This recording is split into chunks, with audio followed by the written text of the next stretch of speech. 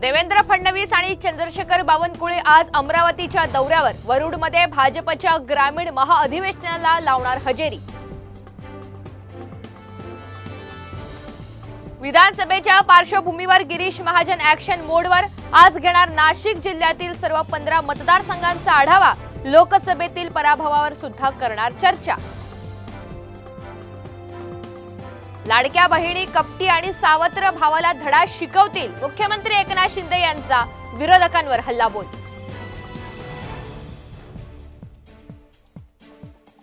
मराठा आंदोलकांसह विविध राजकीय खटले मागे घेण्याचा सरकारचा निर्णय।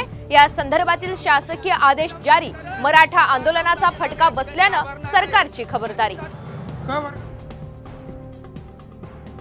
पुणे शहरातील रस्त्यांची खड्ड्यांमुळे चाळण।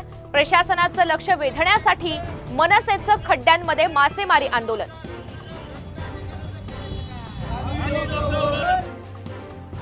मुंबईतील रस्त्यांवर 2 महिन्यात तब्बल 12,000 खड्डे। खड्ड्यांमुळे अपघाताचं प्रमाणही वाढलं। या प्रकरणी 9 इंजिनियर्सना महापालिकेकडून नोटिसा।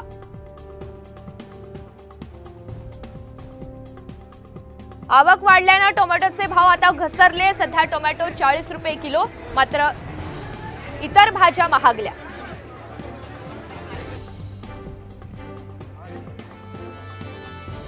चार ऑगस्ट म्हणजेच उद्या एचडीएफसी बँकेच्या ग्राहकांना यूपीआयनं पेमेंट करता येणार नाही।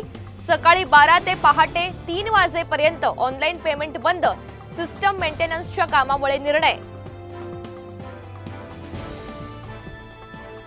पीएनबीच्या केवायसी नसलेल्या ग्राहकांची खाती बंद होणार। 12 ऑगस्ट पर्यंत मुदत केवायसी अपडेट करण्याची, नाहीतर खातं ब्लॉक होणार।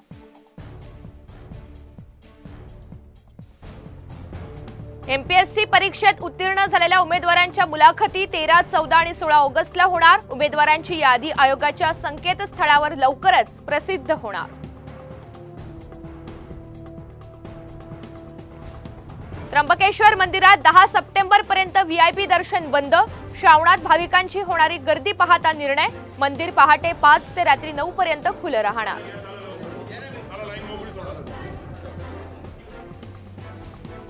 तळकोकणातील कणकवलीच्या कासार्डे इथल्या माळरानावर बहरली कारवी फुलं। निसर्गातील अद्भुत आणि दुर्मिळ नजाऱ्याचा आनंद लुटण्यासाठी पर्यटकांची सुद्धा गर्दी।